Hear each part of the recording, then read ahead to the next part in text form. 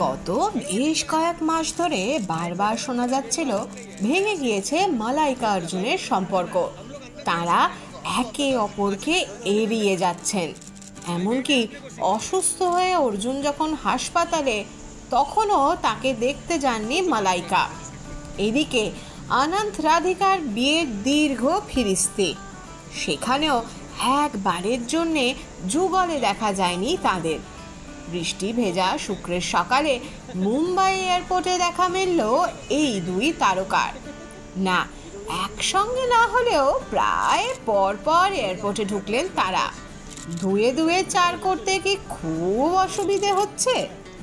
বরফ গলে জল হতে মনে হয় বিশেষ সময় লাগবে না।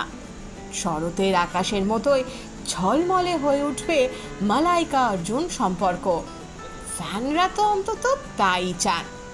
আপনারা কি চান জানান না আমাদের কোথায়, নিচের কমেন্ট বক্সে। আর বিনোদনের খবরে সব সময় আপডেটেড থাকতে আপনাদের নজর থাকুক এই সময় ডিজিটালে।